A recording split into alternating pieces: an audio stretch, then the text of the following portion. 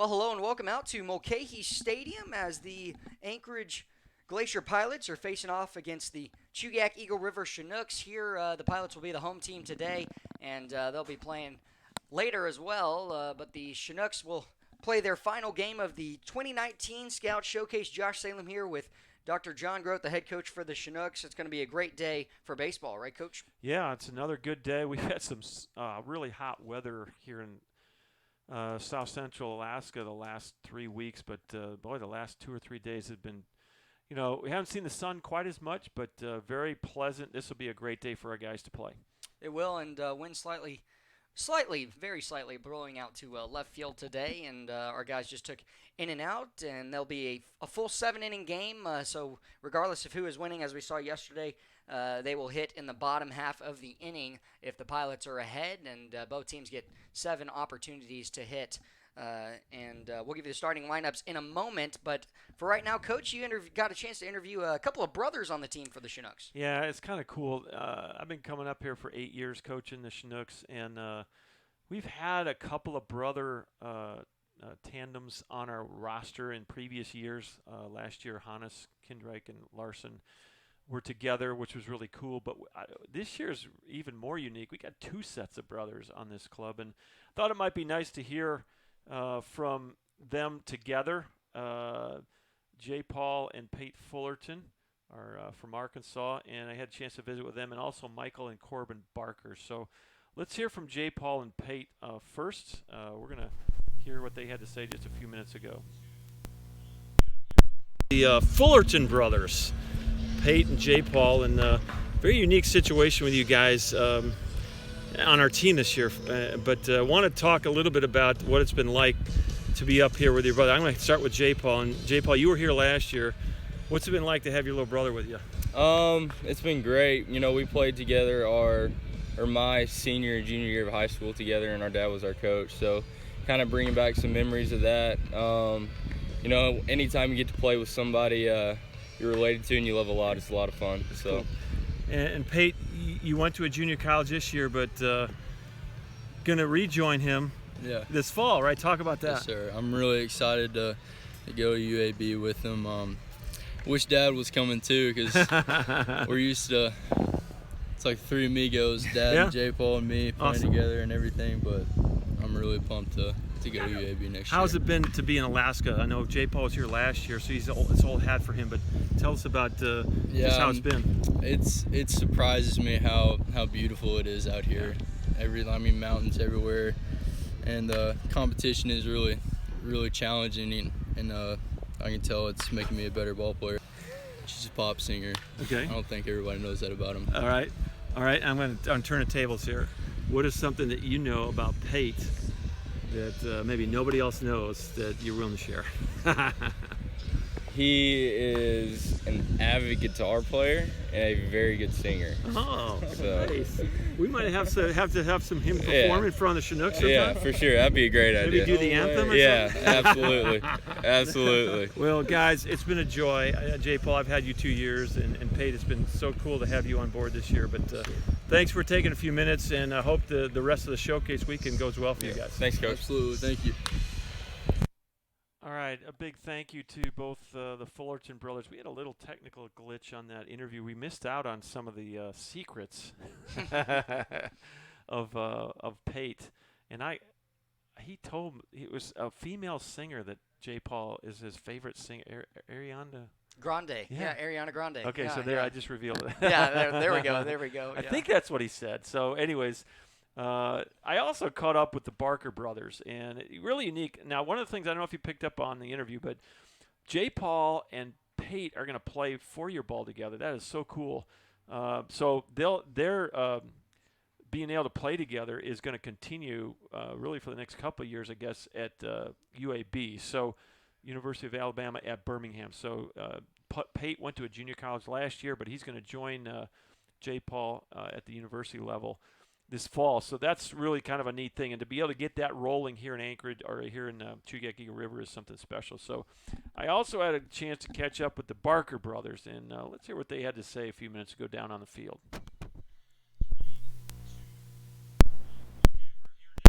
The Barker brothers. And I've been coaching up here for 8 years, and this is the first time we've had 2 sets of brothers on the team. So we got Michael and Corbin, both of them pitchers. And I'm going to start with the older brother here. Michael, what's it been like for you to have the younger brother on board this year? It's been a lot of fun. This is the first time we've played on the same team, like outside of like a school team. Okay. So it's been having fun having him up here and spending time with him. So you have played on a school team with Corbin? Through high school, yeah. Okay. So since high school, this is the first time we've played together on the same team. Okay, so Corbin, first time in Alaska. What's it been like being in Alaska? It's been a lot of fun. When I came up and visited last year, it was something that, you know, I kind of told myself I would love to come back up again and have the opportunity to play. So actually being here and having the opportunity to play, I'm really humbled to have that opportunity. What's it been like playing with Big Brother? It's been fun. You know, being one of the older guys on the team, I've gotten to learn from him. You know, he's kind of showed me the ropes on certain things, so it's been a lot of fun. So you're coming straight, I tell you, some folks may or may not realize this, but you're coming straight out of high school. Yeah. And what's it been like competing with these college level guys? What's that been like?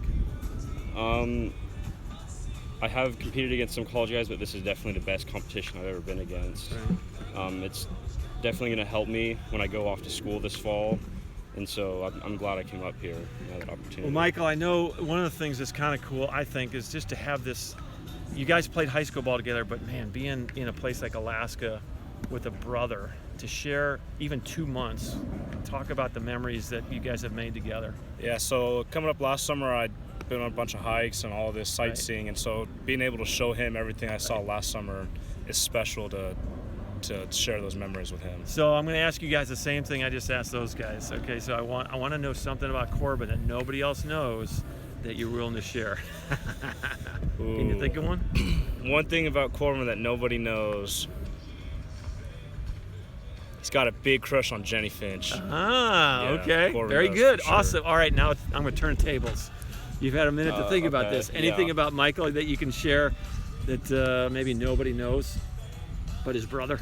I would say some people in the family might know this, but LeBron James is his favorite basketball player. Ah, okay. Well, as a former, I grew up Northeast Ohio, so I'm a little bit of a LeBron Cleveland Cavalier fan, so that's good to know. So, guys, hey, enjoy it. You got about 3 weeks together here in Alaska. Really excited to be your coach, and I appreciate the fact that you guys have been really positive contributors to our program, and I hope the showcase goes well for, I guess both are thrown today, right?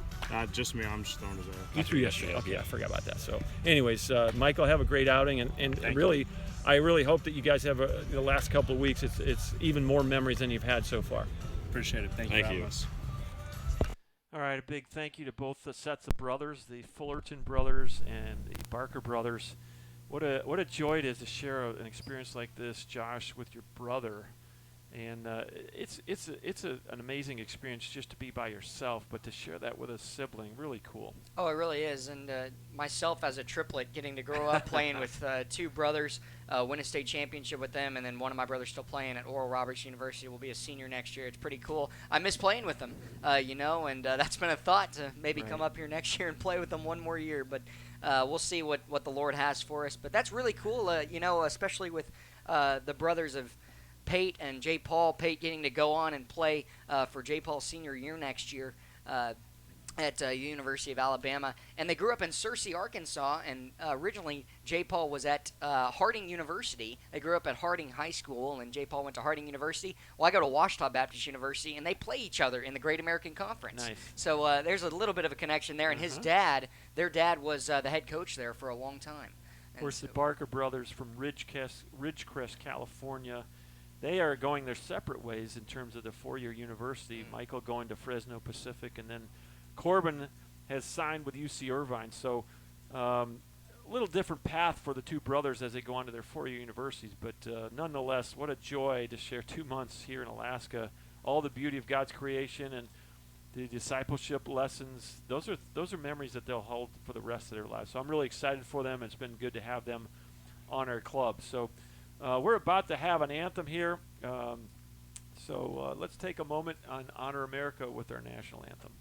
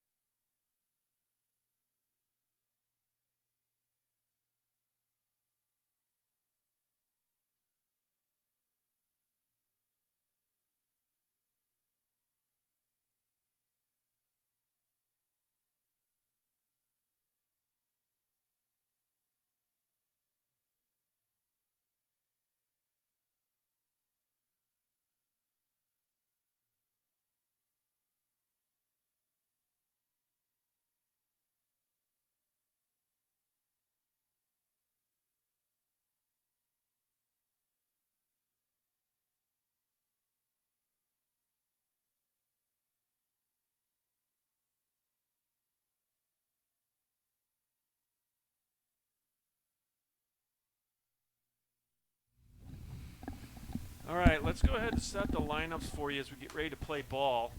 This is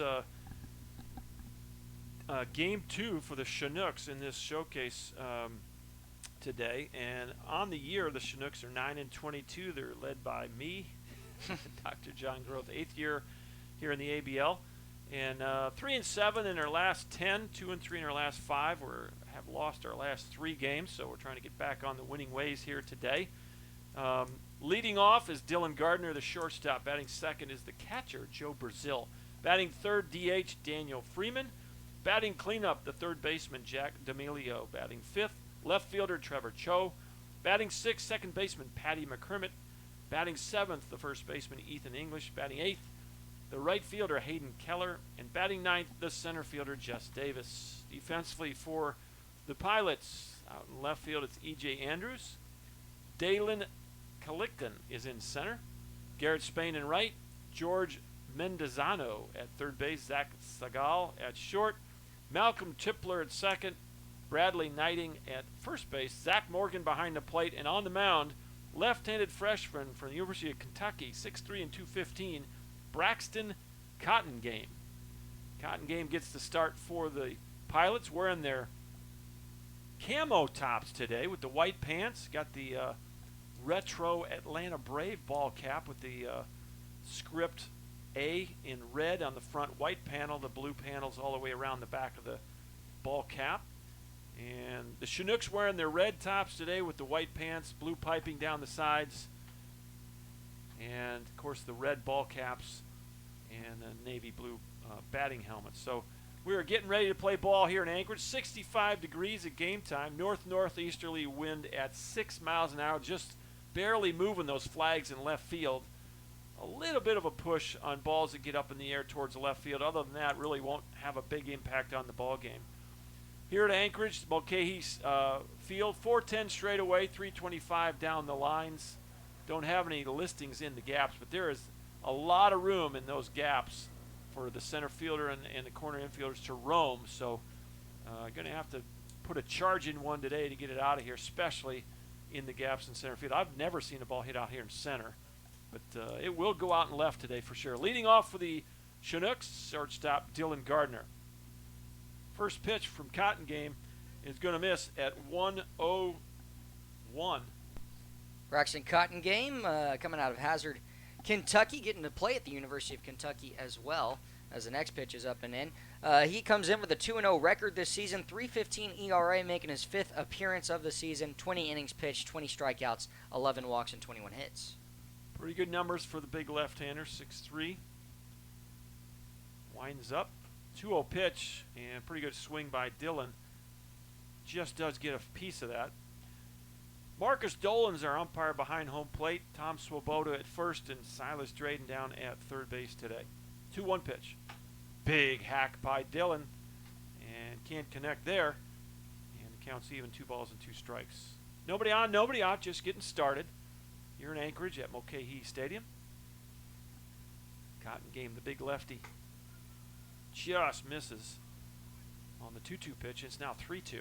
Yeah, many of his pitches have missed up. Dylan trying to showcase his talent. He's chased a couple high, but really trying to connect.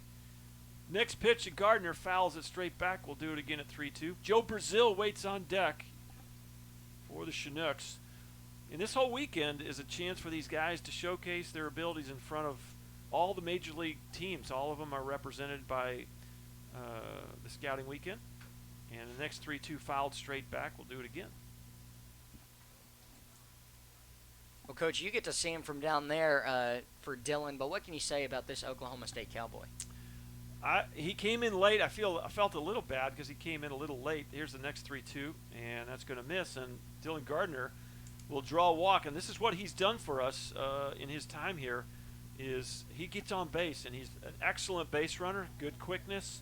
He's got a really good feel for running the bases, and I could just, he was probably our latest arriving Chinook this summer, and so he had to come out. He came off a long season. I think the Cowboys went to Super Regionals this year at Oklahoma State, so he has had very little opportunity to take a breath after college, the college season. First pitch swinging, Brazil, a little looper into center, and coming in to make the grab is Kalikton for out number 1. F8 if you're scoring at the house. There's one away here in the first. For Braxton Cotton game, and I got to credit Wyatt Wewell, who's my other broadcaster this summer. He told me this stat, but every year the college baseball comes out with rankings of the best names in college sports, and Braxton Cotton game is 30th on that list. Okay. Little factoid for your viewing pleasure there. First pitch in there, strike one, and this is Daniel Freeman. He's going to DH the first half of this game, and then he'll flip out to first base. He and Ethan English will swap places. 0-1 pitch. There goes Gardner. The throw to second, not in time. He's safe.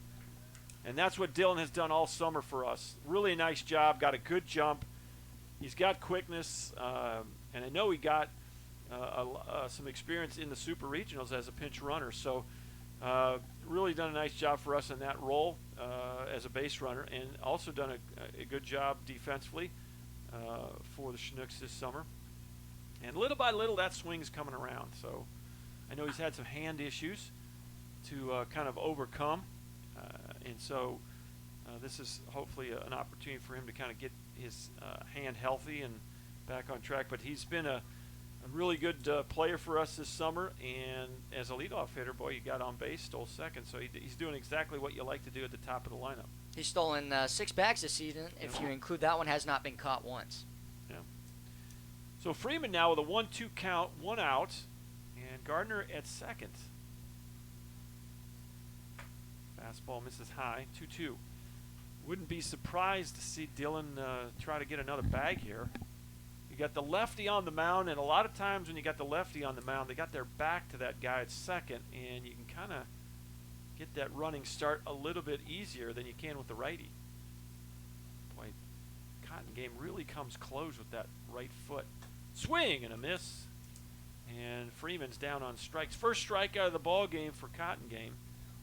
And there's 2 outs here in the first inning. First time in the 2019 Scout Showcase, Freeman's gone down. He had 3 hits yesterday and a nice day yesterday, yeah. 2-run single in the first. Well, up steps Jack D'Amelio, the third baseman for the Chinooks.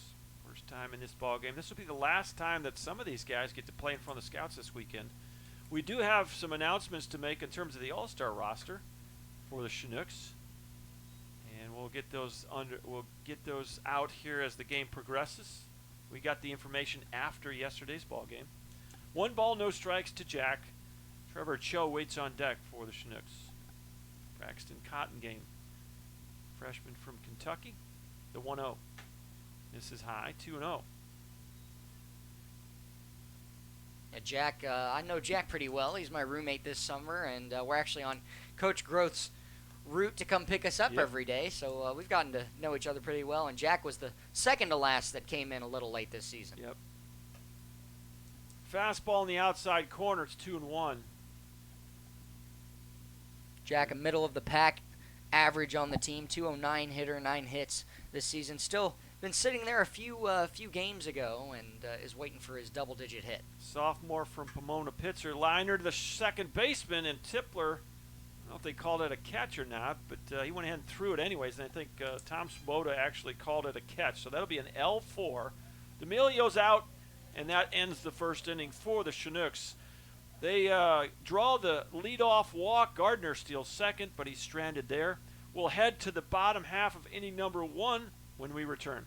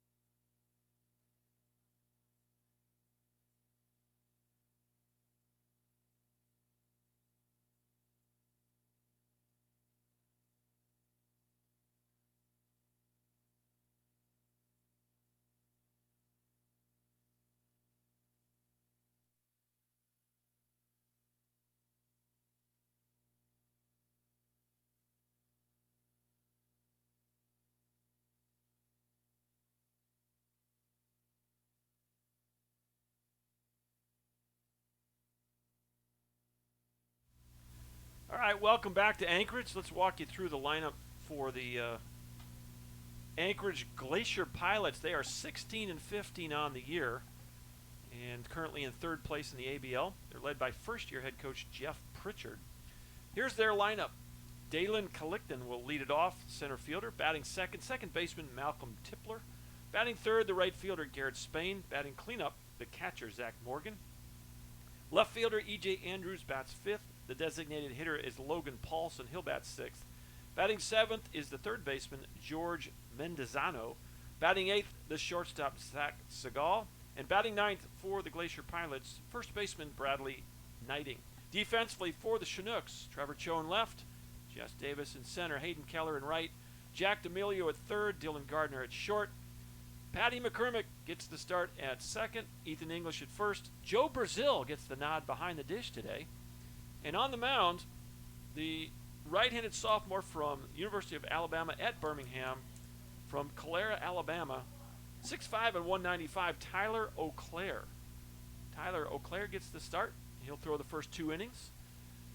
And you got any numbers on Tyler? Yeah, I got some. He's a 1-4 record coming in, 1 save this season as well, a .556 middle of the pack ERA on the team, making his 10th appearance today and his 4th start of the season. First pitch to Collickton is inside, ball 1. O'Clair has also thrown 22 2/3 innings, 20 hits given up, 14 earned runs, 17 walks, and 26 strikeouts, some of the most strikeouts on the team. Swing and a miss. 1 ball, 1 strike. And Tyler has been used in multiple roles for the Chinooks this year. We've used him as a starter on occasion. We've used him as a bridge guy, and he's actually had a chance recently to be a back-end guy. So we've asked him to do a lot of different things, and he's done a great job adapting to some of those roles. Not easy to do, for sure. That ball misses low. It's 2 balls and a strike now to the Pilot center fielder, Dalen Collickton. Steps in from the right side, right-on-right matchup with the big right-hander Tyler O'Clair. Big swing and a miss by Collickton, and it's 2 balls and 2 strikes. Well, Collickton's done a great job getting on base this season. Although he only has 9 walks, he has 26 hits, which are the 3rd most on the team. May not overpower you, but likes to put the ball in play, does a good job there. Fouled off to the right side. We'll do it again with a 2-2 count.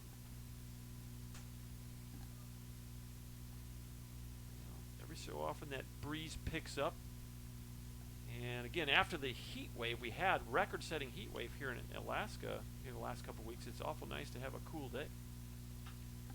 Breaking pitch, and he just does get a piece and fouls it back to the right side. And we'll do it again. Pesky at bat here by Collickton. Yeah, the junior out of the University of Hawaii, one of 2 guys from Hawaii on this team, but he's got a little bit of a different change of temperature going from Hawaii to here. Yeah, a little bit. 2-2 pitch. That's going to miss low. Full count. One of the things I've noticed, Josh, in the years I've been up here, a lot of the people who live here, that's where a lot of folks up here go on vacation. A lot of Alaskans head to Hawaii for even a weekend, long weekend.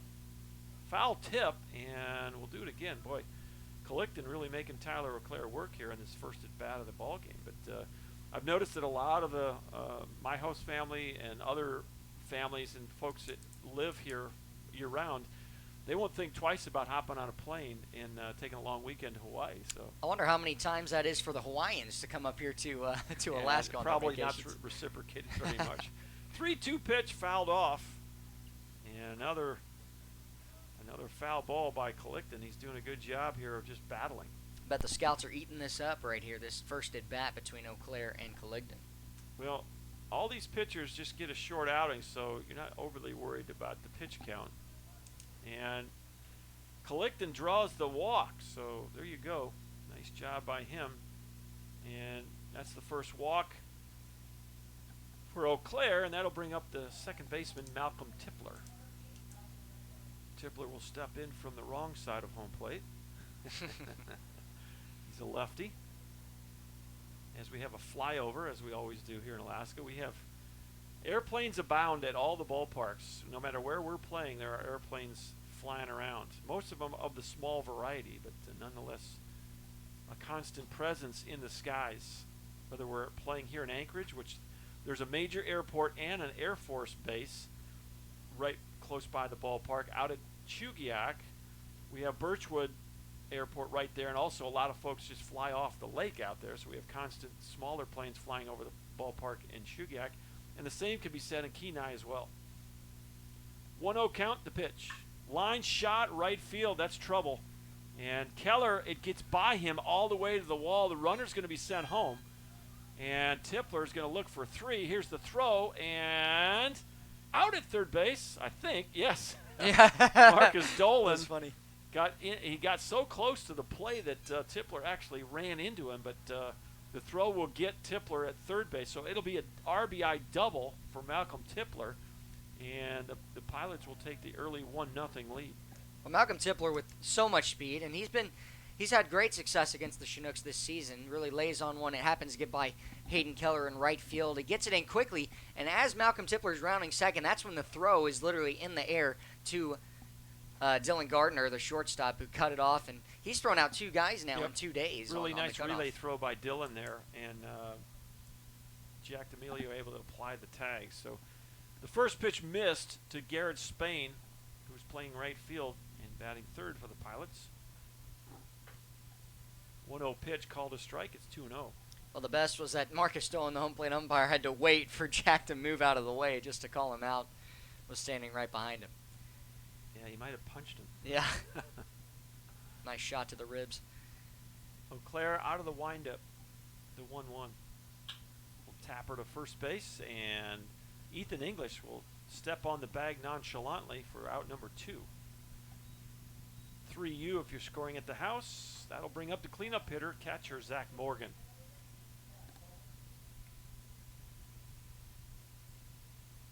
Morgan steps in from the right side. With 2 away, nobody aboard. 1-0 Pilots. Tyler Auclair scheduled to have 2 innings of work, and he's on pace for that right now. Morgan, a 280 average coming in, 23 hits and 82 appearances, 15 RBIs. First pitch just misses inside, ball 1. Those 15 RBIs are the most on the team, and Morgan's got power. He's got 2 home runs of the team, and he might have actually made it into the home run derby. That's tied for the most on the team for the Pilots. Yeah, so what we'll do, between innings here, we'll give you the Chinook All-Stars and home run derby participants after the third out here in the inning. Chinooks actually got 10 players in the All-Star game, 6 position players and 4 pitchers. So we'll give you those names here momentarily. Excited for those young men. For the other guys that didn't make the game, this will be their last time to play in front of the scouts this weekend. Line drive through the hole, just outside the reach of Jack D'Amelio, and that's a 2-out single for Zach Morgan. That was a good job by Morgan to sit back and just put something in play, carry it just to the right side and left side for Jack of his glove hand, and he couldn't grab it. I'm not even sure if he full laid out he was going to be grabbing that one. Yeah, there was a well-hit ball, and here's E.J. Andrews now with 2 outs and 1 aboard. Playing left field for the Pilots. Actually got a little time on the mound the other day against the Chinooks. Pilots were trying to save some pitching on that day. First pitch is a breaking pitch. Perfect location on the black. Nice job by Brazil there to frame that ball. The Pilots have used more pitching than any team in this league because they bring in their position players for an inning or so. Here's the 0-1. Fastball. This is low and away. It's 1 ball, 1 strike. 2 outs, 1 aboard. 1-0 Pilots on a double by Malcolm Tipler, driving in Dalen Collickton, who had walked to lead off the inning. Tyler Auclair from the stretch now. Here's a 1-1. Little tapper to third. This is going to test Jack D'Amelio on the run. Nicely done. And that's the inning. Nice catch and throw by Jack at third. And a 5-3 ends the inning. So the Pilots do get 1 run on 1 hit. There's 1 man left on base. And as we said a moment ago, let's go through the Chinooks who made the All-Star game. And I don't know if you want to throw out some numbers as I go through these guys, just so we can remind the fans of just where these guys, what they've done this summer. But the first All-Star for the Chinooks is outfielder Jess Davis. Yeah, Jess has done a great job. I mean, for the Chinooks, there's very rarely do you see a ball hit to him in the outfield that he's not going to catch. But also, he hits for power as well. He had a home run yesterday in the showcase. In fact, the first hit for the Chinooks yesterday was a home run to right field for Jess Davis. 266 average, second highest on the team. 29 hits, that's the most on the team. He's got 13 walks, 9 RBIs, 6 doubles, 3 triples, and 2 home runs. Well, the second All-Star for the Chinooks is J. Paul Fullerton, a catcher. Yeah, J. Paul, been the main catcher for the Chinooks this season. 245 hitter, really has amped up his offense these past few weeks, and 23 hits of 94 at-bats, 20 RBIs this season as well. 8 doubles, that's the most doubles on the team. Well, J. Paul has barrel balls up all summer long and really done a yeoman's work behind the plate with Collins going down with the injury. So the next guy on our list is Mason Corbett, an infielder. Yeah, Mason, the Texas A&M Aggie, leads the team with his average 295 hitter. Very rarely does he strike out and not put a ball in play. Sometimes he'll even throw the bat, but that's just a side note. 23 hits in 78 at-bats, 13 runs, some of the most on the team. And he can fly as well. He's got one of the few triples the Chinooks have. Jess Davis, who we mentioned earlier, with the All-Star, he's got the most with 3. But Mason has come in some big spots. He leads the league in walks with 25. Well, the other position players, Hayden Keller, an outfielder, Brandon Cody, an outfielder, and Ethan English, an infielder DH guy. So those are the position players. We'll let you know who the pitchers are that made the squad here after this half inning. But congrats to Jess, J. Paul, Mason, Hayden, Brandon Cody, and Ethan English for being selected as ABL All-Stars. Stepping in for the Chinooks now is left fielder Trevor Cho. Ground ball right side, and Tipler over makes the play, and that's the first out of the second inning. 4-3, and Cho is the first out. Here is Patty McCormick for the first time here in this second showcase ball game for the Chinooks. Well, Coach, I got to ask you, but what can you say about everyone knows Patty works hard, and his size is the smallest on the team, but all the same, this kid's got the biggest heart of anybody out there. No question. There's not a moment that we're at a ballpark that he's not working on his game. And so I shared something with Patty early in the year that don't ever apologize for working hard. You'll not have no regrets. The 1-0 pitch to Patty outside 2-0. I can identify with his work ethic, and it's the kind of work ethic that you want for every ball player. Is a guy that comes early, stays late, and just trying to maximize the ability God gave him. So, just really a great example for all of us. And so, I've shared numerous times with Patty my appreciation of the way he carries himself as a ball player, and he'll draw the walk. So there you go. He's doing a good job of getting on base for the Chinooks right here. Second walk of the ball game for Braxton Cotton game, and that will bring up the first baseman, Ethan English, batting 7th today. And as we said yesterday, these games are scripted, so we kind of juggled the lineup a bit to get some of those guys that were in the bottom part of the lineup back to the top, and maybe some of those guys who are normally at the top down here at the bottom. First pitch to Ethan is in there, fastball, strike 1. And Ethan English, we mentioned his power. He hit the farthest ball yesterday. It just happened to go foul by about 40 feet, but he had 11 home runs last year at Indiana Wesleyan. Next pitch, big hack by the first baseman, fouls it off to the right side. It's no balls and 2 strikes. Ethan will be part of the home run derby tomorrow.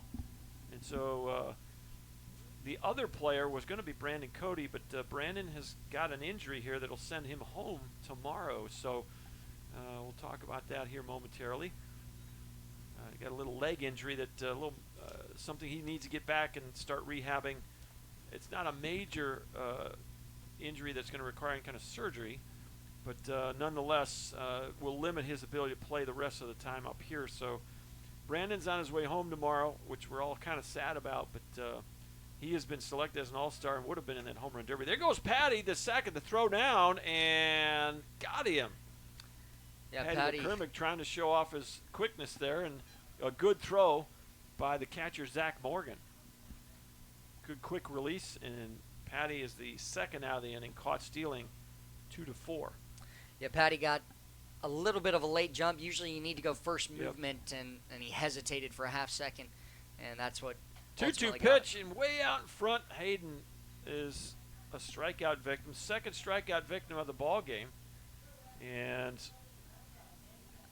Ethan English waved through that breaking pitch, and a good job by Cotton Game to get him out in the front foot. So we'll finish up our, the Chinooks go in order here in the second, and it's another 0 on the board. We'll go to the bottom of the second momentarily. Let me finish up as we announce to the fans back home the Chinooks that have made the All-Star game. So we went through the position players: Jess Davis, J. Paul Fullerton, Mason Corbett, Hayden Keller, Brandon Cody, who will not be able to play but is named on the All-Star list, and then Ethan English, who just struck out. Those are the 6 position players. The 4 pitchers, the first one, Sam Brace, big left-hander.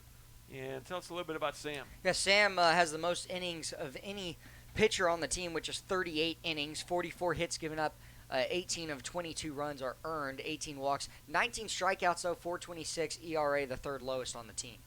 The other left-hander starter, Zach Sundine, also made the All-Star team. Yeah, Zach Sundine has just two-thirds of an inning less than Brace does, a 1-3 record. Sam had the 2-2 record, the most wins on the team. But for Sundine, he's done a great job this season. The typical day one guy, 35 strikeouts, 18 walks, and 18 earned runs against him, 4.34 ERA. Okay, so the right-handers, the 2 right-handers on the All-Star roster for the Chinooks, Trevor Mcgee. Yeah, Trevor has done a great job as well coming in and throws a lot of strikes, a little sidearm angle, but for Mcgee, 4.91 ERA, 0-1 record this season, 22 strikeouts in 33 innings on the mound, 19 walks and 18 earned runs. And the final Chinook to make the All-Star squad is right-hander Joey Levitt. Joey Levitt, lowest ERA on the team, 2.50 ERA, 18 innings. We saw him yesterday, did a great job, only gave up 1 run in his 2 innings on the mound, 20 hits given up this season, 5 earned runs, that's the lowest of any pitcher for the Chinooks, and 12 strikeouts to his 3 walks. All right, back at baseball, bottom of the second inning, Logan Paulson steps in. First pitch from Tyler O'Clair, working his second inning, is a strike. It's 0-1. This is the first time Chinooks have actually faced Logan Paulson. The Pilots tried to get him in the other day in the 10-9 victory for the Chinooks, but they couldn't get him in because he wasn't on the roster. He came up late. That's against the rules, so he'll get a chance to play here in the Scout Showcase. And the next pitch misses. It's 1 ball, 1 strike. O'Clair giving up 1 run in the first inning off of a walk and 2 hits, but getting ahead here, trying to push ahead with 1 more strike, a 1-1 count, no outs. Here's the pitch from Tyler, and he yanks it. Patty on one knee, back to his feet. Nice play by Patty McCormick. And there's 1 away. 4-3 for scoring at the house. But Patty had to go way to his left, went to a knee, and quickly got to his feet and made a good throw. So nice job by McCormick to get that first out. Here's Jorge Mendezano, third baseman for the Pilots. Step in from the left side like Paulson was. Pilots, as well as the Chinooks, have quite a few lefties on their team. Yep. First pitch is a fastball, catches the outside part of the plate, strike 1. Bear Paw Festival time in Eagle River. And so, boy, it's just a lot of people right now back in the homeland. And some of our guys will get to enjoy some of the Bear Paw Festival after this game. That's one of the benefits of playing the early game. 0-1 pitch off the plate. One of the penalties of playing the early game is that we are unable to be in the Bear Paw Parade, which is happening as we speak. Well, actually, it's probably over by now, but because we had to be down here early, we could not march in that parade, which is always a fun thing that we've done over the years. Next pitch is a breaking pitch, catches the inside corner this time, and it's 1-2. And I think Jack and I are going to try and make that carnival tonight a little bit, have some fun. I think a lot of a few boosts, other some guys. live music.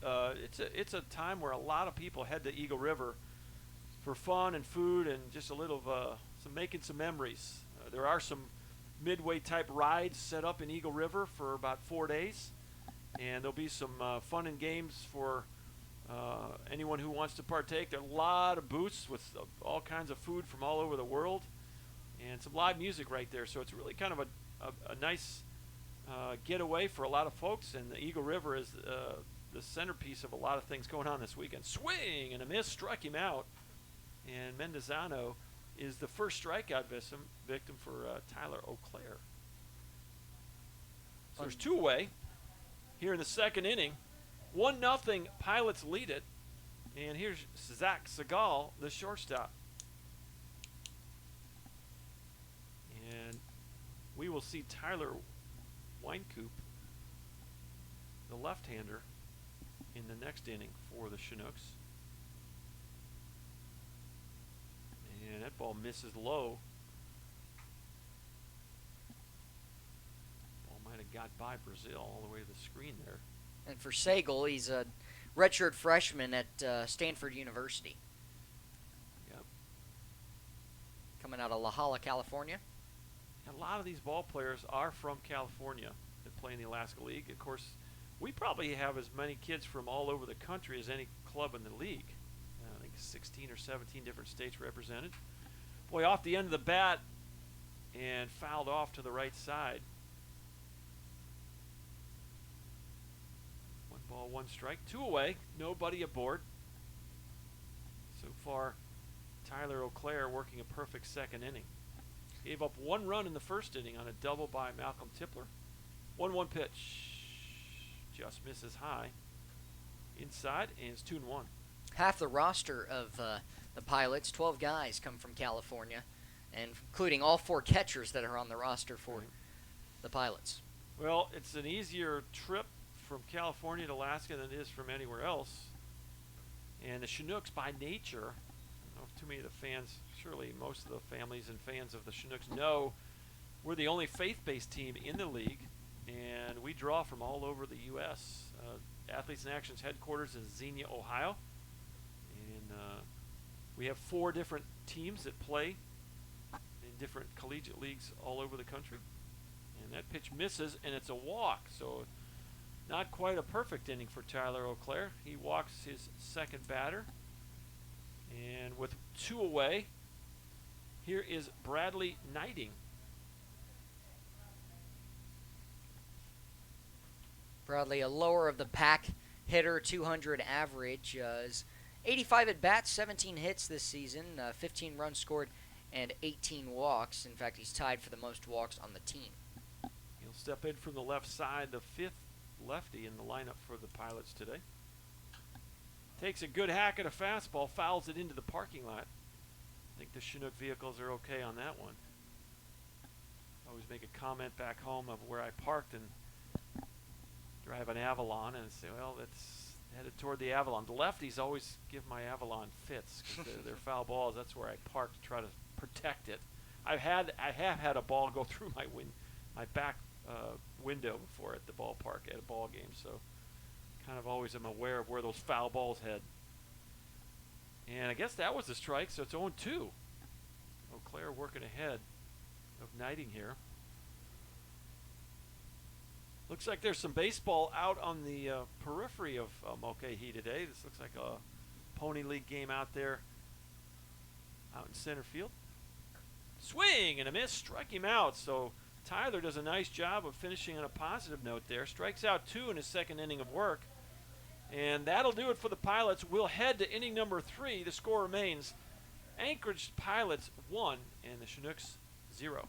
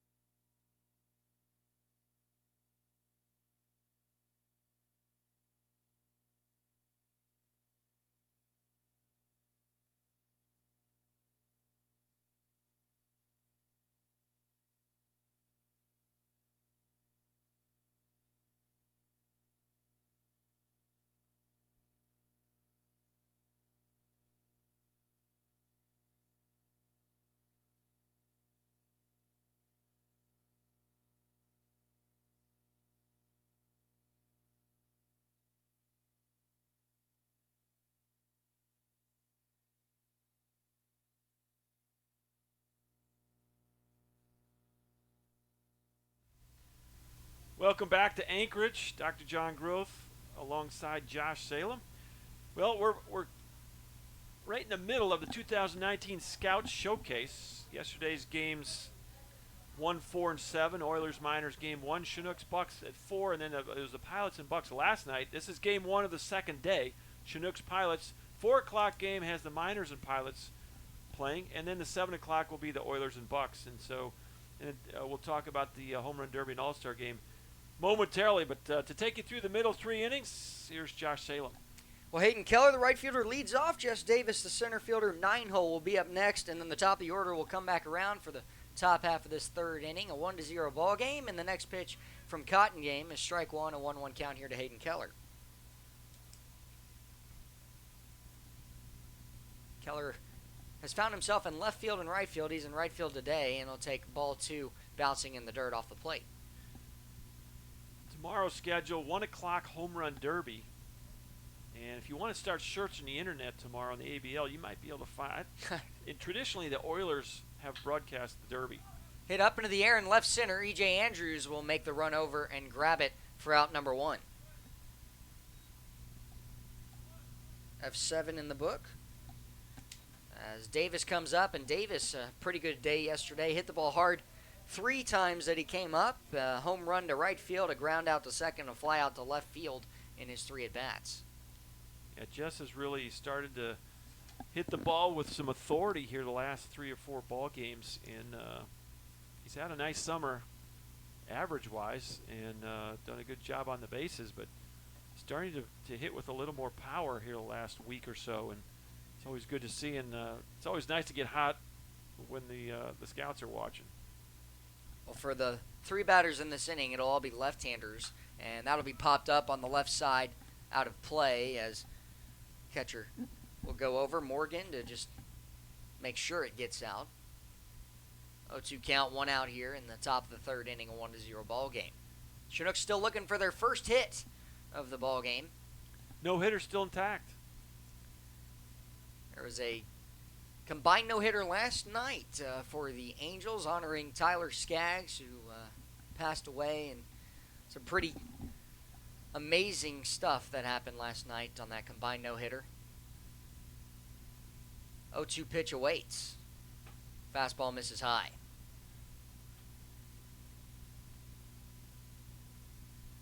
Tyler Skaggs' mom got to throw out the first pitch, and first time since his birth date in 1991, that the team had thrown a no-hitter. And that'll get Jess Davis painting the outside corner for a 3rd strikeout on the day for Braxton Cotton Game. Well, that was a perfect pitcher's pitch, and the only thing you try to do there is just foul that one off, and Jess obviously thought it was off the plate a little bit, and again, a perfect pitcher's pitch for strike 3. And then now we're back to the top, Dylan Gardner. Dylan swung through 2 high fastballs in his first at-bat, trying to put something in play hard. He's got the power to do it, and he's up a second time. As Coach just mentioned, he walked in the first, stole second base as well. Laces one foul, and that one might hit the Vans over on the left side. Chinook Vans, look out. Talked about it yesterday. There was a foul ball that lodged itself on one of the avalanches yesterday in the parking lot, but you're never safe when you park close to this field. 1-1 count, 2 outs. The windup here from Cotton Game. Missing low, ball 2. Well, that breeze either picked up or I'm getting colder because it feels a little chillier up here. Tough to tell with the flags kind of wrapped around the pole on the left side. Hit off the end of the bat. Right center field coming in. Caligden, he's on it and will make the grab for out number 3. Chinooks go in order from all the left-handers in the top of the third. We will go to the bottom of the third inning. It is a 1-0 ball game as the Pilots look to add with the top of their order coming around, Caligden, Tipler, and Spain when we come back.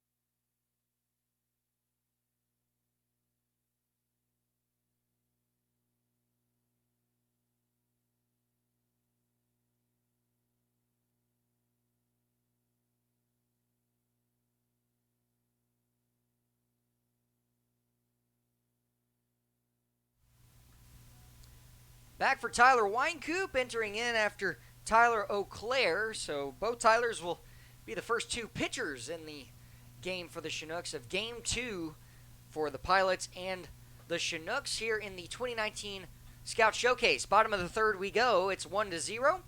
And, Coach, you got some numbers on it. Yeah, Tyler, 5'8", 185 out of Indiana Wesleyan, sophomore from Huber Heights, Ohio. So, fellow Ohioan. I grew up in Ohio.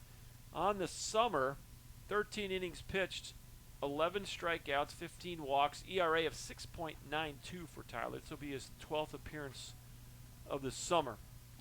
Yeah, has a 1-1 record entering in, and that one win came. He was on track for two. Fell into a little bit of trouble here at Mulcahy Stadium, and ultimately was charged with the loss. But Chinooks have been in some very close games this season, back and forth. Yep, we have, and we've been competitive all summer. I think there's only been maybe one or two ball games that have been a little bit boat raced. Most of the games, if you look at it, we have been right there, and so really proud of the way our guys have competed, and on a number of ball games, just couldn't have figured out ways to finish ball games. We've had the lead a lot, and but we're competing at a very high level in a very good league. So, all in all, I'm pleased with the competitive nature that these guys have brought to the table. Winecoop's first pitch is going to fall in just low on the off-speed to Dalen Colligdon, who scored the only run in the ball game on the Malcolm Tipler, who's on deck. His RBI double in the first, and Colligdon drew the walk in his first at-bat, as it's a lefty on righty matchup for the first time today, and a fastball blown inside. Just going to get a piece of it is Colligdon's right-handed swing.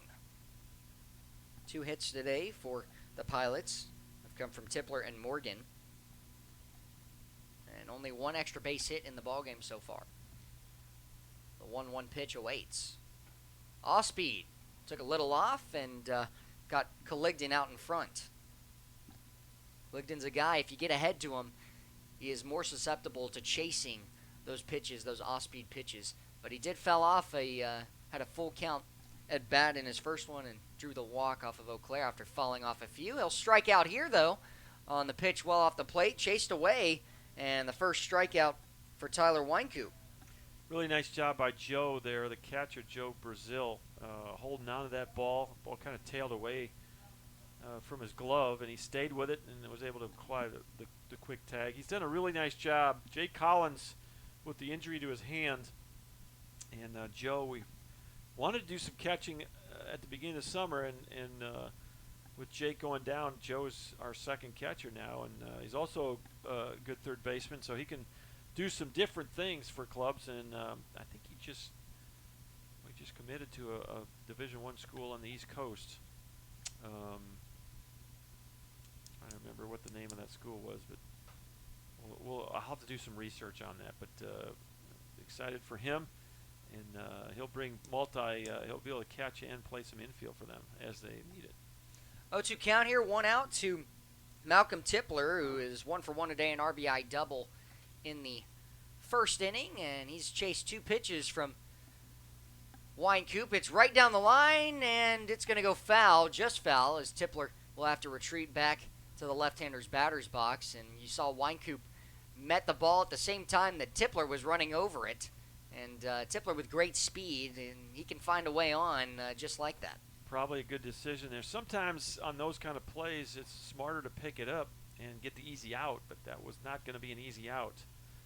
And probably better for both Joe and Tyler to let that thing roll foul. Especially since Winecoop is left-handed, it makes it much more difficult to turn around. You're going to have to shovel past it to first and still try and beat Malcolm Tipler with his speed. 0-2 pitch, second time, and he'll just nub at it and whiff right through it. Back-to-back strikeouts for the left-handed pitcher Tyler Winecoop. Nice job there. That was a breaking pitch, and it was going away from Tipler, and he just kind of waved at it. And nice job to get strikeout number 4 on the day for the Chinook pitching. Yeah, clear with 2 last inning, and now 2 here to start off on the mound. Winecoop, and strike 1 in her third in the lefty-on-lefty matchup with Garrett Spain. Second lefty between these two. Well, Tyler will throw just this third inning as Justin Fox gets loose in the Chinook bullpen. He'll pitch next inning.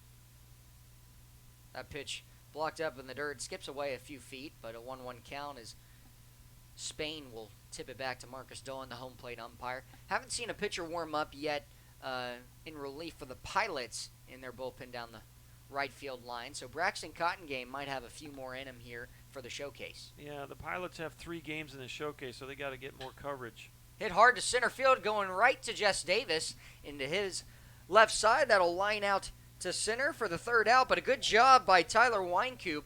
Gets a line out to center and 2 strikeouts in his first 2 batters faced. We'll go to the top of the 4th inning, nearing just over the halfway mark of this ball game. It's a 1-0 ball game. Pilots lead the Chinooks.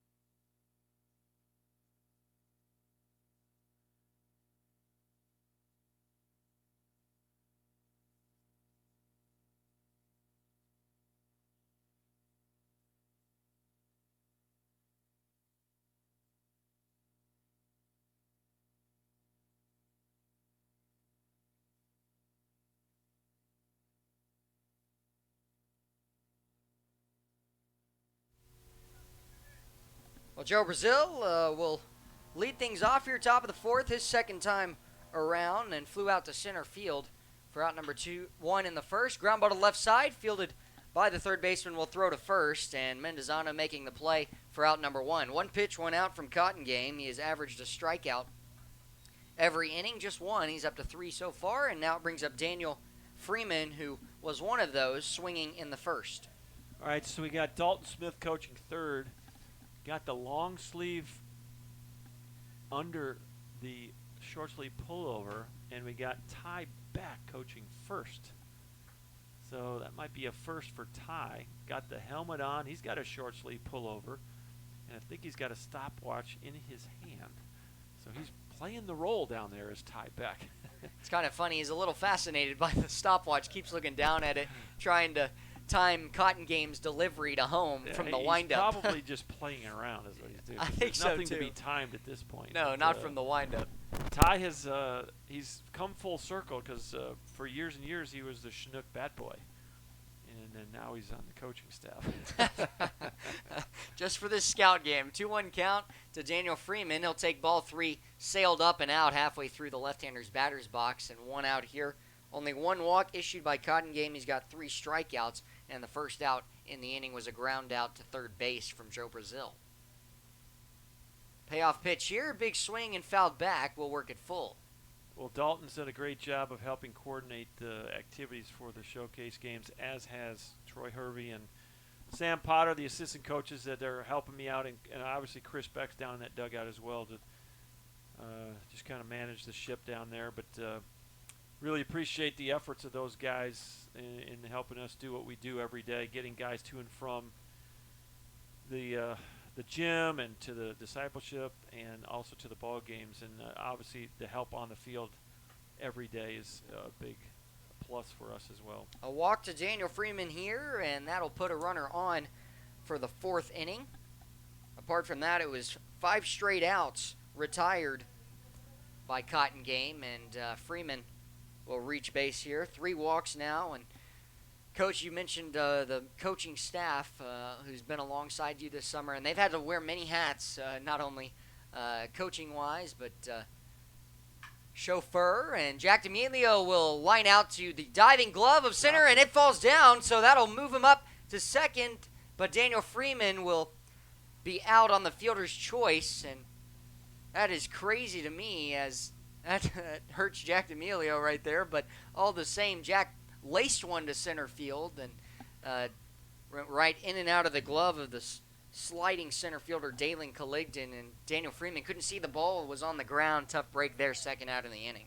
Yeah, there's not many times where you're going to write down 8-4 on the fielder's choice, but that's one of those plays where as a base runner you got to freeze, make sure that it either is or is not caught, and it was dropped. It actually looked like Caligden actually made the catch, and the ball came out of his glove, and by the time Daniel started back towards second, the ball was there. So not a lot to be done. No base running error, but unfortunately Jack won't get a hit on that.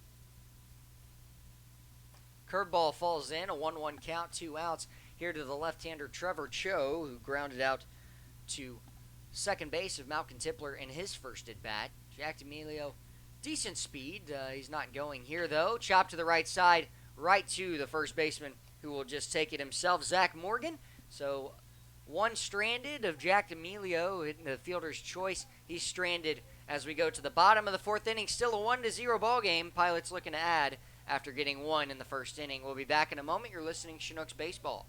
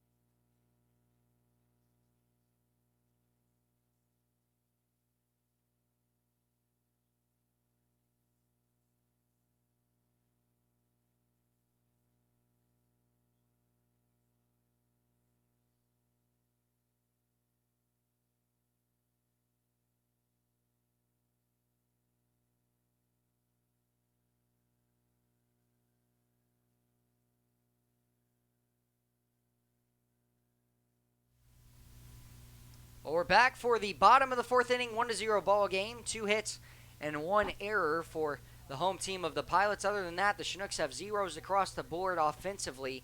And in to pitch is Justin Fox. He'll face the 4.56 of Morgan Andrews and Paulson.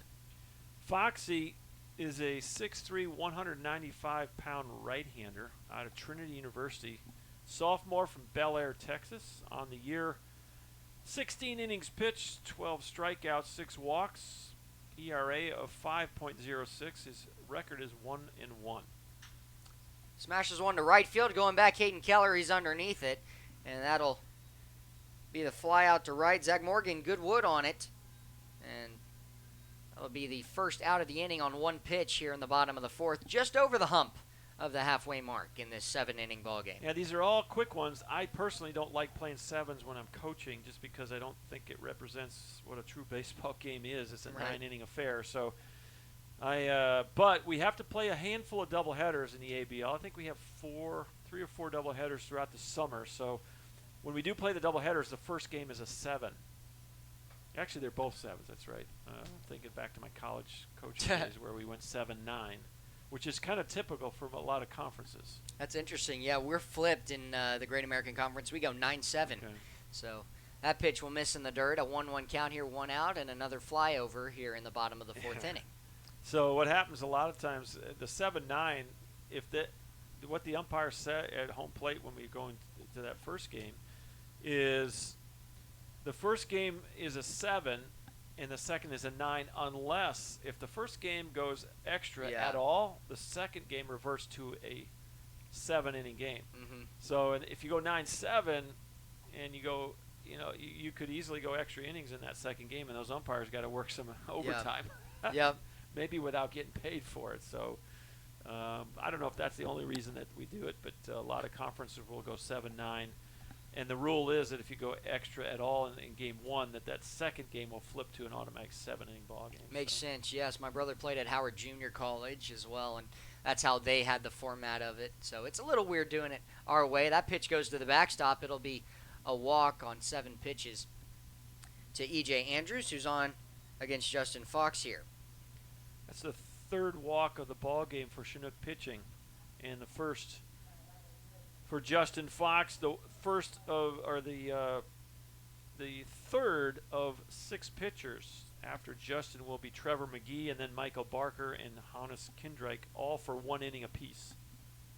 E.J. Andrews might try and take off at some point. That pitch hits the top of the strike zone here against Foxy. 0-1 count, 1 out here to Paulson. Logan, the designated hitter, grounded out to second base. Good play by Patty McCormick, got him, and there's a big gap between first and second here with an opening to right field. No tag applied on the pickoff. Ethan English with the catch. E.J. Andrews going back in, standing up. And another pickoff attempt hits him on the top of the helmet, but E.J. Andrews will slide in safely this time. This will be the last inning for this first crop of position players for the Chinooks.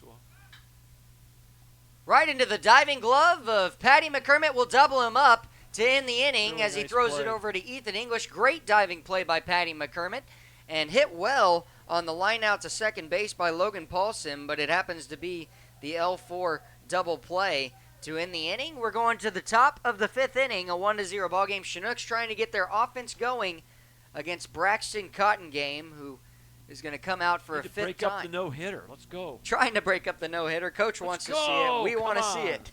We'll be back in a moment.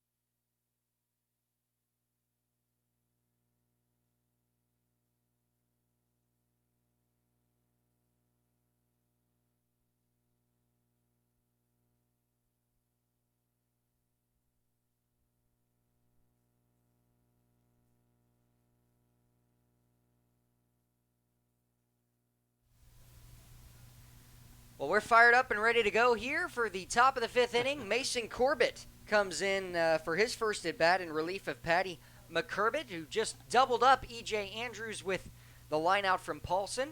And a lefty-on-lefty matchup here from Cottongame and Mason Corbett.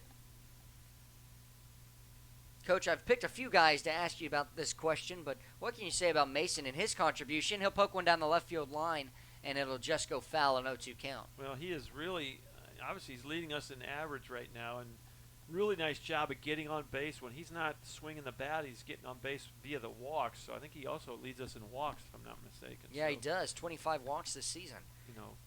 It's kind of forced me to put him at the top of the lineup because he's a good table setter. He will swing through the inside fastball from Cottongame, though, and that'll be his 4th strikeout on the day in 5 innings. Still a silent bullpen as Ethan English comes up, and he'd like to tie the ball game at 1 apiece. A no-hitter so far. Chinooks only have had 3 base runners. Walks to Gardner, McCormick, and Freeman are the only base runners so far in this game. Little out in front on the off speed for Ethan English. He swings through it. And on deck, Hayden Keller. 0-1 count delivery and popped up on the right side, just going to get out of play. I would argue that there's probably never been a no-hitter in the showcase. Most of the time, the showcase is just a stream of different arms. And for the Bucks and the Pilots, they have to play 3 games in the showcase, so they have to extend some of these pitchers' outings. And that one fouled directly over us here in the press box behind home plate. Still an 0-2 count. English trying to connect with one here. And I imagine Cotton Game will try and spoil a pitch eventually. You know, one of the things that we'd like to see, I know I've talked to some of the other coaches, swing and a miss by Ethan. He has struck out for the 2nd time today. 5th strikeout for Cotton Game on the ball game. 2nd in the inning. And go ahead, Coach. What were you going to say about that? I've talked to a number of coaches about the format, and it'd be awful nice if all of us had off days that would bookend this showcase. That way all the pitchers would be fresh, and you wouldn't have to worry so much about trying to be as competitive leading into or coming out of the showcase, and let these kids just showcase their talents in front of the professional scouts, because as it is, you kind of have to you got to manipulate your pitching a little bit going into the showcase so that your guys have some fresh arms, and certainly coming out of it, you know, the same thing. You want the guys to show well, but then you got to turn right around and try to compete right after the showcase is completed. Well, Keller has worked a 3-0 count. Let's see if he tries to hack it. This fastball coming his way on the 3-0 delivery from Cotton Game momentarily. Try and break up the no-no. Exactly. Here in the top of the 5th inning. Maybe pull one down that right field line or tie this ball game up. He will not swing. It'll be taken for strike 1, a 3-1 count here. 2 outs, and as Coach mentioned, we will see a new pitcher for the Chinooks in the bottom of the 5th. Ground ball to 2nd. Tipler's on it. Will take the hop, throw to first. 3 up, 3 down inning with 2 strikeouts granted to Cotton Game. He's got 5 today in 5 innings of work on the mound, and a total of 3 walks given up. We'll be back for the bottom half of the inning as the Chinooks are going to send the right-hander of Trevor Mcgee out to pitch for the Chinooks. We'll be back in a moment. You're listening to Chinooks Baseball.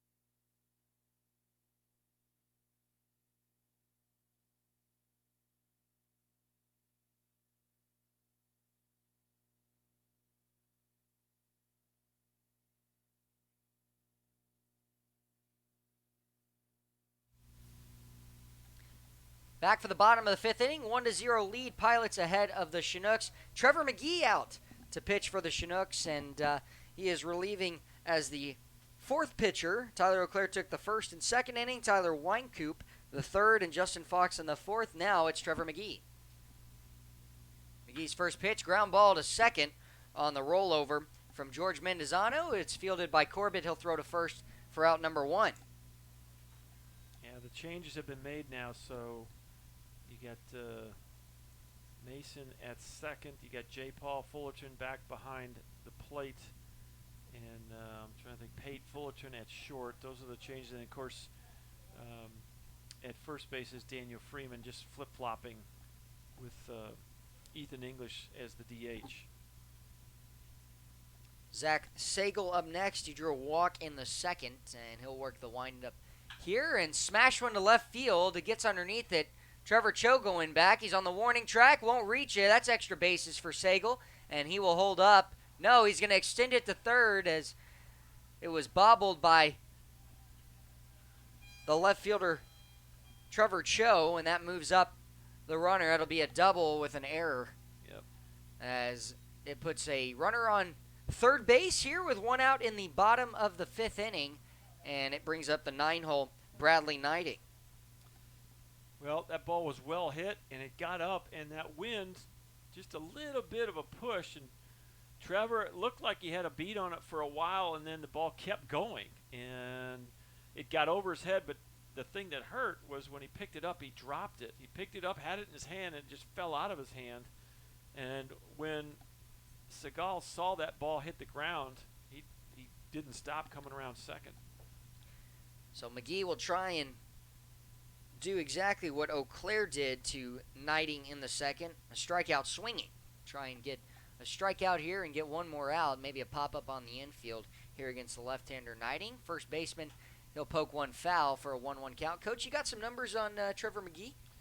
Yeah, let's see here. Well, let's see. Trevor is 6'1", 187 out of Arizona Christian, a senior from Bray, California. Give you his stats here momentarily. Fouled off to the left. Trevor on the season this summer. This will be his 9th appearance. 33 innings pitched, 22 strikeouts, 19 walks, ERA of 4.91. And he is one of the 4 pitchers that will pitch in tomorrow's All-Star game. That should be an RBI ground out as it's Mason Corbett who throws, and a good job by Freeman to stay on the bag. When you have a 6'5" guy, he's definitely going to make that stretch, and he's able to catch it on the throw from Corbett, out number 2. But again, the second run for the Pilots, it's 2-0 now on the ground out from Knighting. Brings up Dalen Colligdon, the leadoff center fielder. Good job. That's one of the things that Daniel does so well is his movement and athleticism around the bag. He's good with his feet. He's got great hands, and that was on display right there. As he's just very comfortable over there at the bag. Well, Colligdon, a third time up, University of Hawaii center fielder and outfielder for them. He has got the 2-0 count here against Trevor Mcgee, ahead in the count, and the advantage for him is a ground ball to Fullerton, and he'll throw to first, and it just gets by Freeman as he had to stretch, but the throw was wide of Pate on the throw, and that moves up Colligdon. Second error in the inning for the Chinooks comes as an E6 for all those scoring. Malcolm Tipler comes up next. He struck out in the third from Tyler Weinkoop, and an RBI double right in the first run in the first inning. One of the things that Pate does once in a while, and he did it that time, is he doesn't work through the baseball, and so he'll catch the ball and actually stop his footwork, and you teach your infielders on those kind of plays to kind of keep moving right through the baseball, and that ball just sailed on him a bit. Freeman tried to stretch. He's got a big frame and a good reach, but couldn't reach the ball, and it just got away from him, and obviously the batter Colligdon gets off to second base. Strike one, paints the outside corner, and Coach, you described it perfectly. Following your throw there to wherever you're trying to aim for, in this case first base, just goes a little wide of Freeman, puts a runner on second base in scoring position for Tipler, and a good slider there hits the outside corner. Great off speed for Trevor Mcgee with that arm angle. It really helps him out, a little three-quarter action. Yeah, he's not over top, and he's not sidewinder, but somewhere between those two. Right. And for a lot of hitters, that's a different look. Colligdon, big secondary there. Ground ball hit to Fullerton this time. He fields and will throw to first right on the money. 2-0 ball game as the Pilots add one on the RBI ground out from Bradley Knighting, and Zach Sagel the double plus the error from Cho. We go to the top of the sixth inning, and I will hand it off for the play-by-play guy for the last two innings my partner in crime, John Groth, the head coach for the Chinooks, when we come back.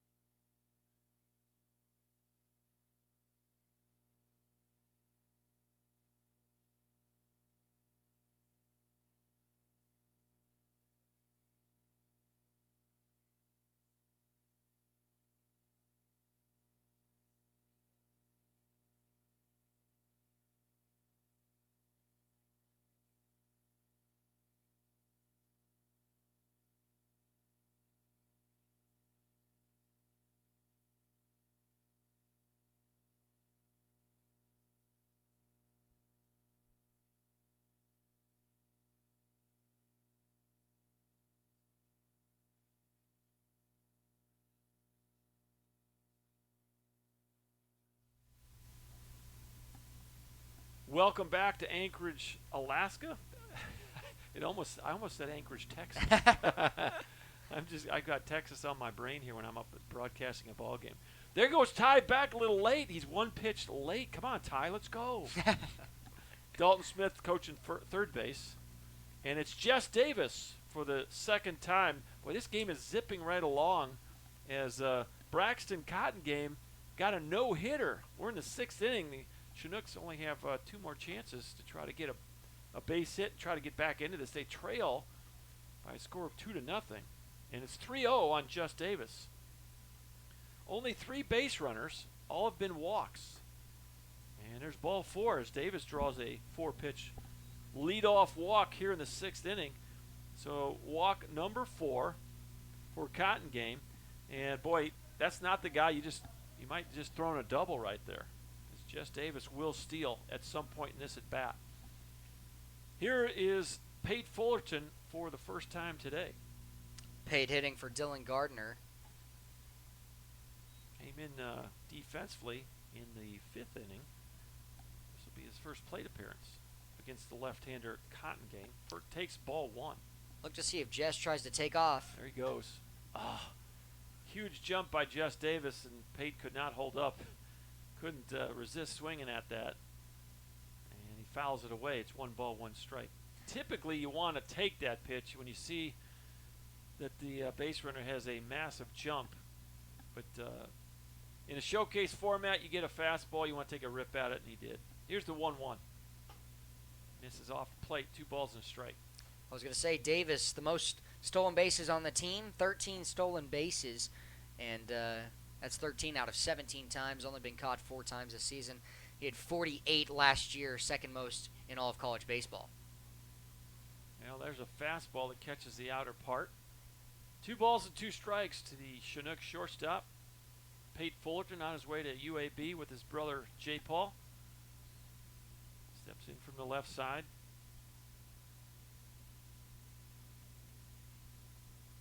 There goes Davis. High and inside, no shot. No shot. And Jess Davis will steal a bag there and get to second base. So now the Chinooks, with the runner in scoring position, and nobody out. So with the left-hander on the mound, can I promise you that Jess is going to try to steal third here at some point? Either this at bat or the next. Off the plate, it's back-to-back walks, and the Chinooks with their best opportunity of the ball game. First time in the game they've had 2 guys on at one time. 5th walk of the game for Cotton game, and you still got a ghost town down in the bullpen for the Pilots. Nothing going on down there, not a soul to be found. Here's J. Paul, Chinook catcher, first at bat of the day. Taking over for Joe Brazil behind the plate. There goes Jess. Ground ball to second. Tipler's got nowhere to go but first base. And nice job there by J. Paul to move those runners. It was, and J. Paul saw that his brother took off as well with the double steal. Jess got an incredible jump to move over to third base. That's something that makes those base stealers so great when you can add getting great jumps against the pitcher as well as speed. You're going to steal a lot of bags that way, and it shows why they move up to second and third safely on the ground out from J. Paul. Well, you've got the tying runs aboard in scoring position in Jess Davis and Pete Fullerton. Here's the first pitch to Daniel Freeman. High fly ball left field. And going back is the left fielder on the warning track. Nice catch by Andrews, but it will score a run, and it's 2-1. Sac fly for Daniel Freeman. Nice job by the left fielder, E.J. Andrews. He went way to the warning track, did get the glove on it. It's an RBI for Freeman. And the Chinooks are 1 run away from tying this game. So Davis scores. Pate Fullerton at third now with 2 away. And here is Jack D'Amelio. Cotton game from the stretch. First pitch is in there, strike 1.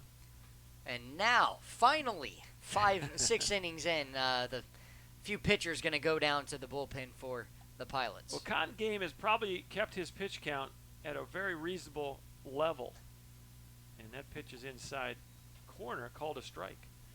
So, a lot of these guys are on pitch counts, and they won't put him in jeopardy at all, but still has not given up a hit. And D'Amelio will try to change that with an 0-2 count. The pitch. Ground ball to short. This will probably end the inning.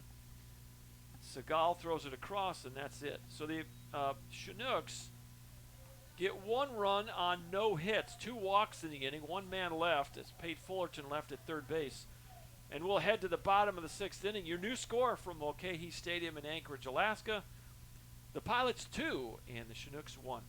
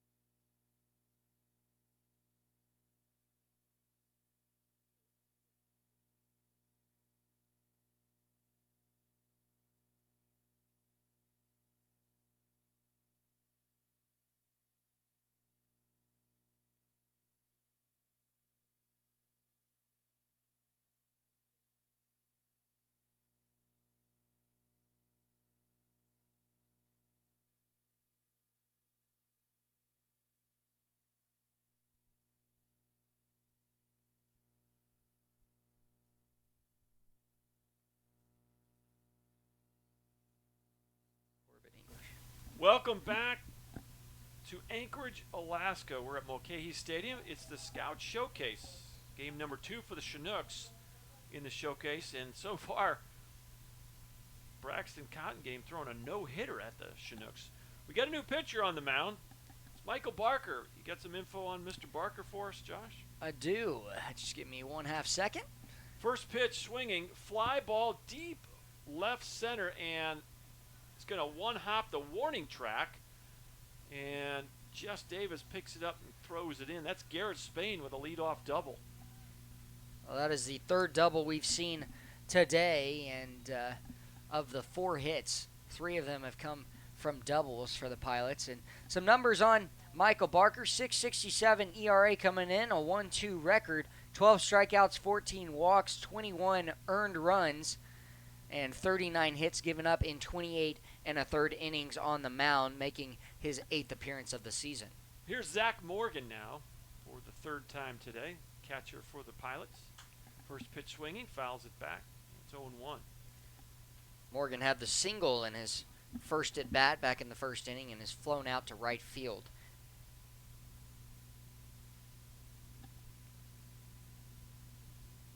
Well, because of the lack of offense, really by both squads, only 4 hits between the both squads. The Pilots have all 4 of them. Pop up right side, and is it going to stay in play? It is, and that's Freeman over there making the grab in foul territory for out number 1. Well, good job by Freeman. He had a lot of room to catch that and easily makes it. Morgan tried to make it just double the score for the Pilots and happened to whiff one, just tail it right into the glove in foul territory of Daniel Freeman. Here's E.J. Andrews now, grounded out to third base and walked, so he's 0 for 1. He'll face Michael Barker.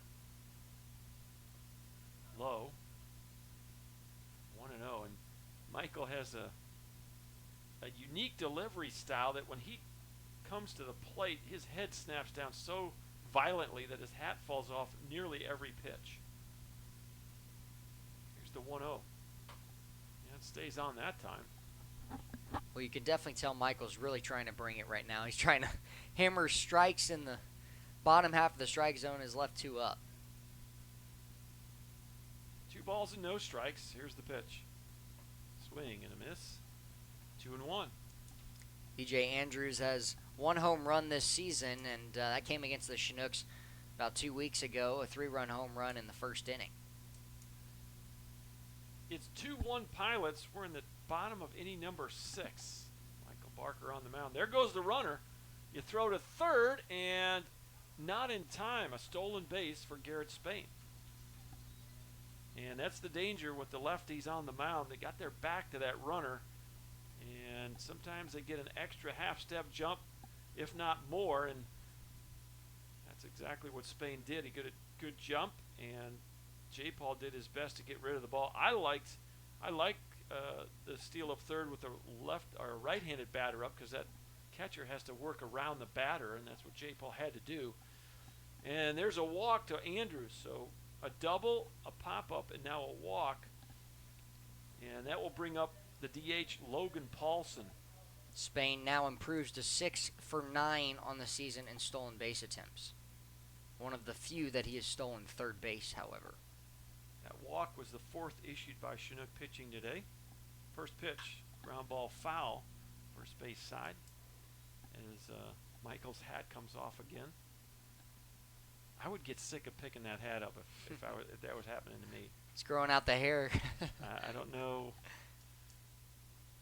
Maybe get a smaller hat or something. I think he's hoping it Maybe falls a off. haircut, huh? I think he's hoping it falls off so that maybe a ground ball up the middle goes right into it, and he can just pick it up real quick, check the runner at third, go 1. 1 ball, 1 strike. I think he has gotten his haircut since being He has. so.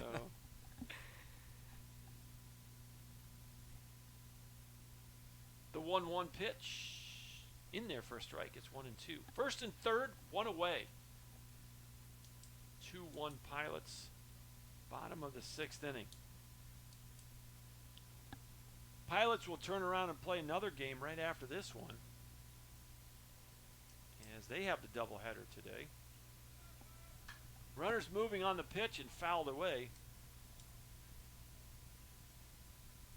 It's the Pilots and the Miners at 4 o'clock, and at the pace of this game, they'll have a little bit of a breather.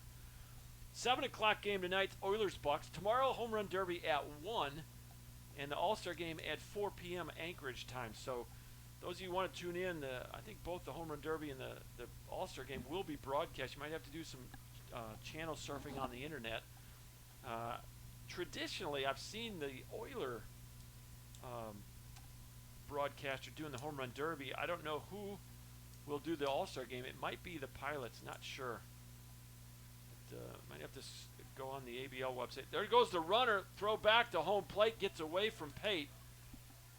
And J. Paul threw to second to try to get Andrews there. He steals second, and the brother duo. Pate caught the throw at the bag, tried to relay it home, was not in time to get Spain, and so he steals home plate. The double steal works, and it's 3-1 Pilots.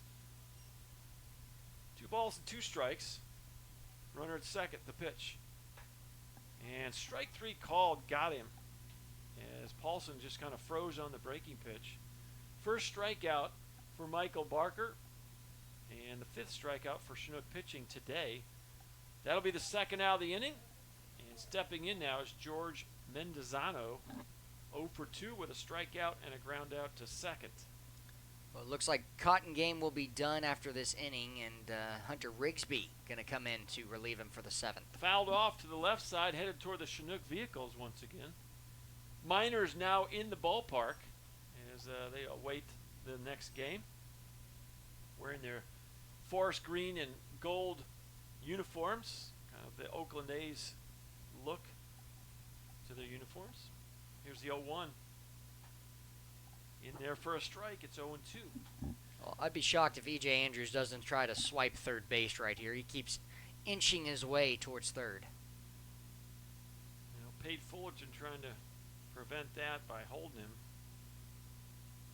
Here's the pitch. Low. Good job by J. Paul Fullerton to block that ball. Another large jumbo jet takes off outside center field. Never a dull background here at Mulcahy Stadium. There's planes taking off and landing all the time. Here's the 1-2 pitch. Ground ball fouled on the first base side. We'll do it again with a 1-2 count.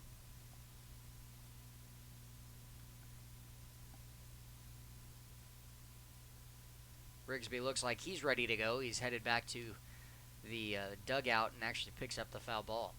I would recommend somebody that want to watch that All-Star game, you may want to, there are links to all 4 home pages on the ABL homepage. So if you go to that homepage, I don't know, you may want to click on the Bucks or the Pilots. I know in the past years the Oilers broadcasters have done the Home Run Derby. They may do the game as well, not sure. But you may have to do a little bit of surfing around as the Chinook broadcast team. We will not do the All-Star game tomorrow. Try to give these guys a day off. Appreciate Josh letting me sit up here for these games. It's been fun to do. It has been a Strike pleasure. 3 called, and that's a back-to-back strikeouts for Michael Barker, and good for him. A couple of punch-outs to end his showcase outing. And the Pilots do get a run on 1 hit. They leave a guy on, and we will head to the top of inning number 7. Your score from Mulcahy Stadium, it's the Pilots 3 and the Chinooks 1.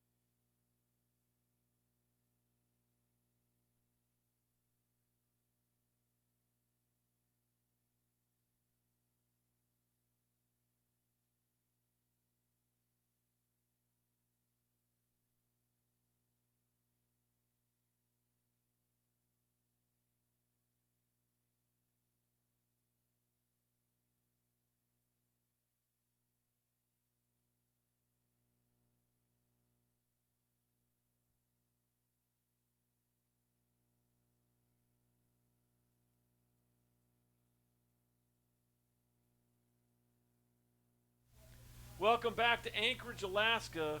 Trevor Cho will lead it off. 5, 6, and 7 for the Chinooks. It's Trevor Cho, Mason Corbett, and then Ethan English. And they will face the big right-handed closer for the Pilots, Hunter Rigsby. You got some info on Hunter? Yeah, Rigsby has the lowest ERA of any pitcher in this league who has had more than two appearances. He's got 9, now making his 10th appearance, 22 and 2/3 innings, 17 hits given up, but only 2 earned runs, 10 walks, 27 strikeouts. That's up there with the starters as that's fouled back. And then he's got a 2-0 record, a 79 ERA, 2 saves this season. Well, Trevor had a good rip at a fastball, just missed it, fouled it straight back. 1 ball, 1 strike on Trevor Cho. 0 for 2 today, grounded out twice, once to second, once to first. 1-1 pitch, swing and a miss on a fastball. 1 ball, 2 strikes. Well, the Chinooks trying to break up the no-hitter. 6 innings of baseball, no hits. 5 walks, but no hits. Breaking pitch misses high. 2 balls and 2 strikes. Rigsby coming from the University of Kentucky, and it's funny because one of our guys rode here on a plane with him. I just can't remember who it was. Ground ball to second, and this is Tipler. 4-3, 1 away. So you're 2 outs from the combined no-hitter. Well, Cotton Game's from Kentucky, so it's going to be a combination, a Wildcat no-hitter on the line here. And here's the Aggie, the leading hitter for the Chinooks. Mason Corbett going to try to break up the no-no here in the top of the 7th. Ty Beck now coaching third. Sam Potter at first. Well, he got Sam down at first base.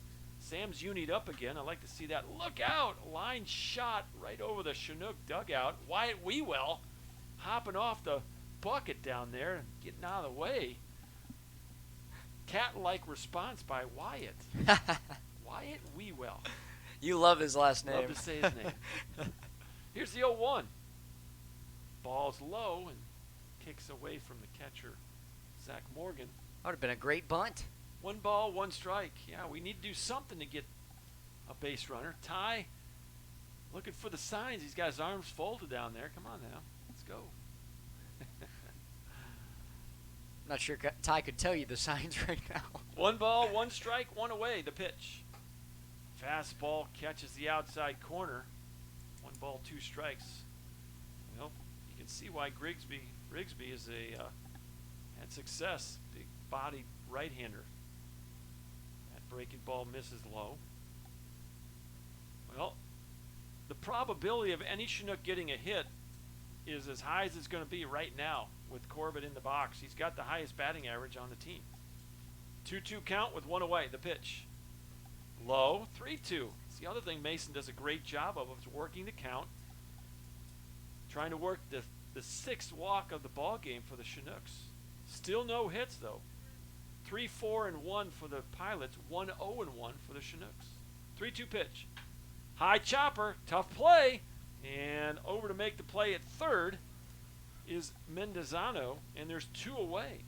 Off the bat, that high chopper looked like it was going to get into the 6th hole and be a really tough play for Segal at short, but Mendezano did what you teach those third basemen to do, and that's to take everything they can get to their left, and got it on the big hop and easy play once he got it in the glove.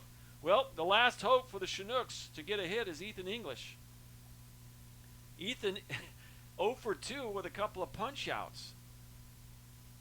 First pitch, boy, just missed on the breaking pitch. It's 0-1. Ethan does lead the Chinooks in home runs, so wouldn't be a bad way to break up the no-no. Go yard. High pop-up over our heads, out of play. Takes a good rip at a fastball. And it's 1 ball, 1 strike. Hayden Keller is hoping to get a chance. He's in the on-deck circle. English looking for his 5th home run. 1-1 count, the pitch. Boy, that slider, curveball, whatever it is, over the inside corner, and the Chinooks down to their last strike, trying to break up the no-hitter. Hunter Rigsby from the stretch, the 1-2. Low in the dirt, blocked by Morgan. It's 2 balls and 2 strikes. Morgan's done a great job today keeping everything in front. Yep, sure has.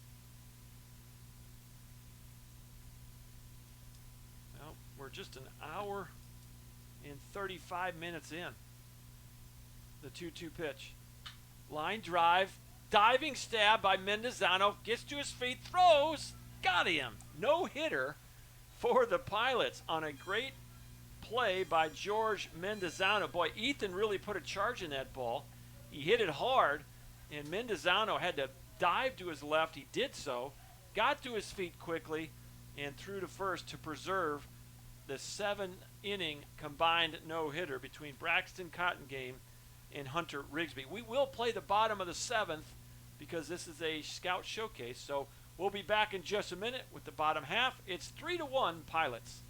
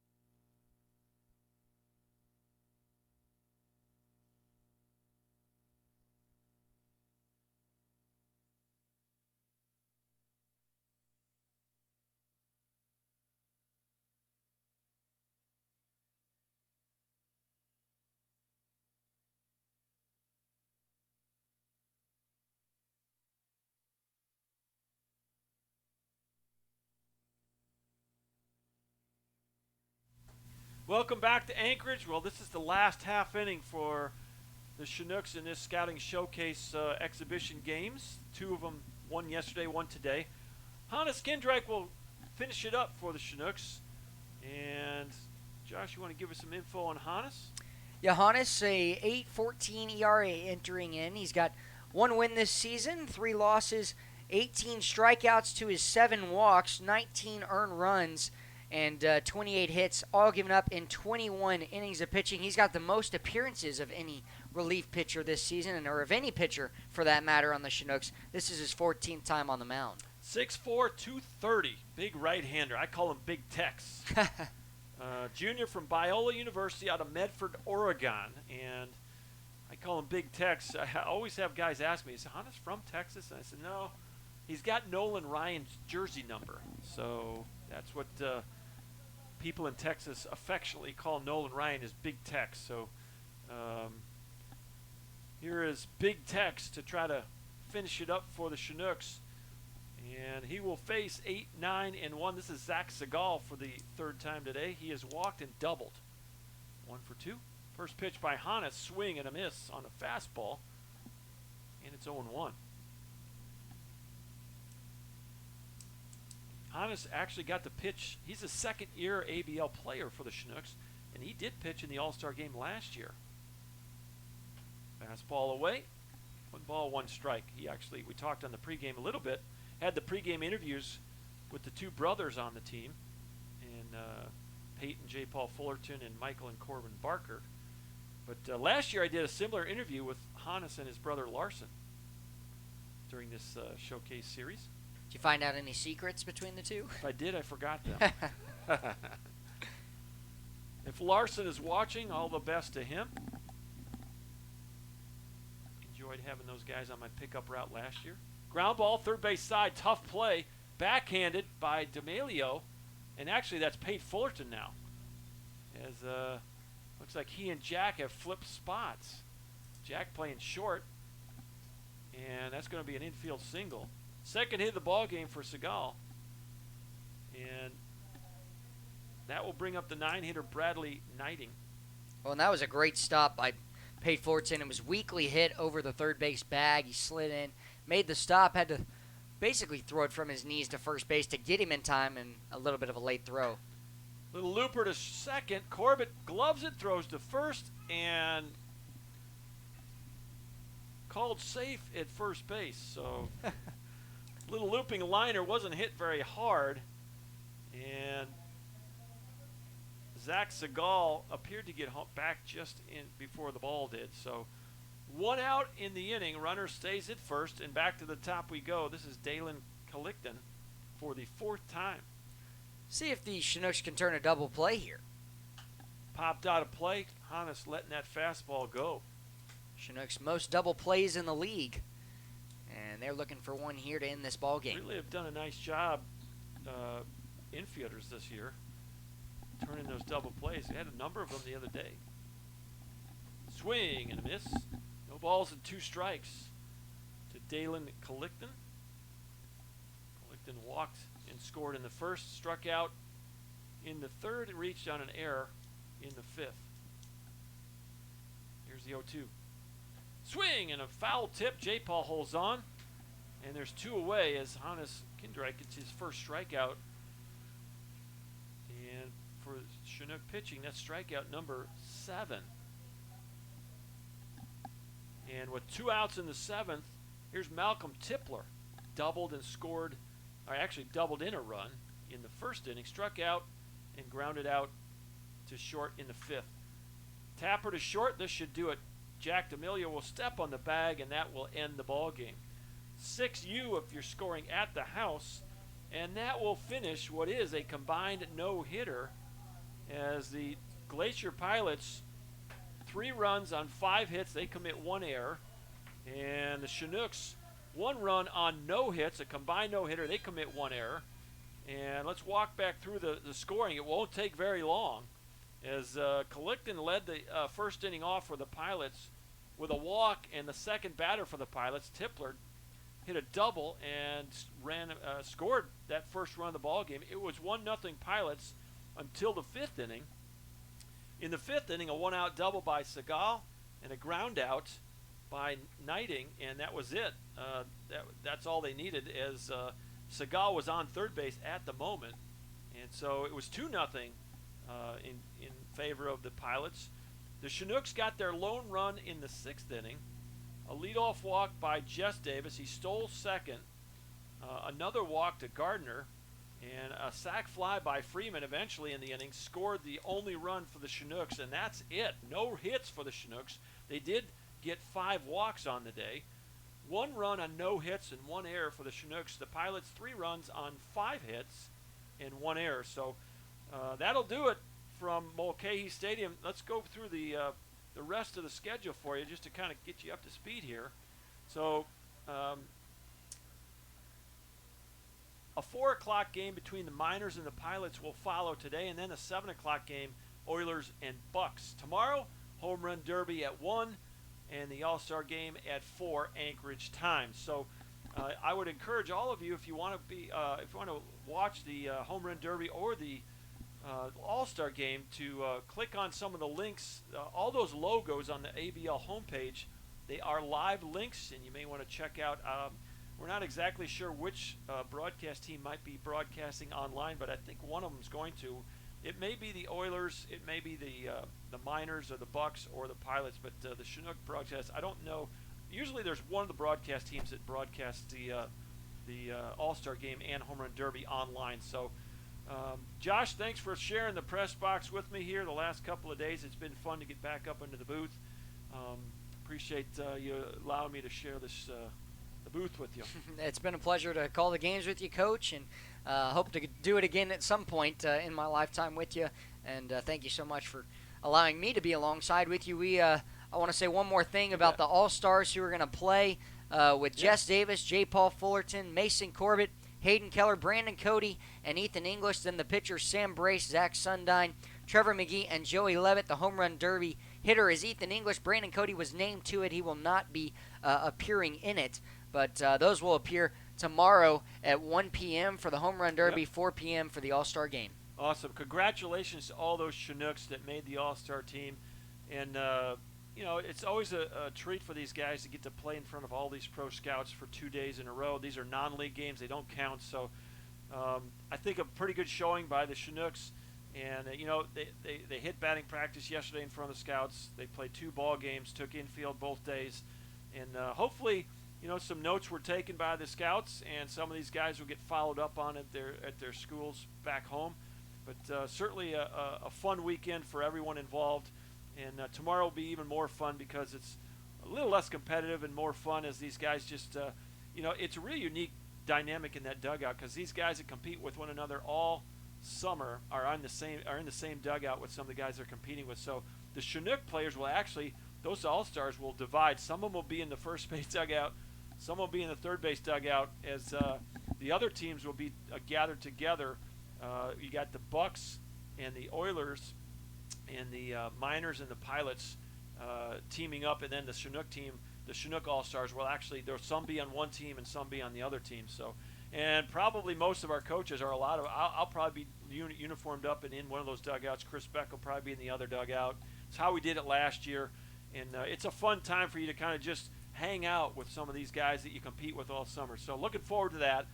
Appreciate all the people. Thanks for watching today as, again, the Pilots take a 7-inning no-hit game. Congratulations to Braxton Cottongame and Hunter Rigsby, who threw a combined no-hitter. Those two Wildcats from the University of Kentucky.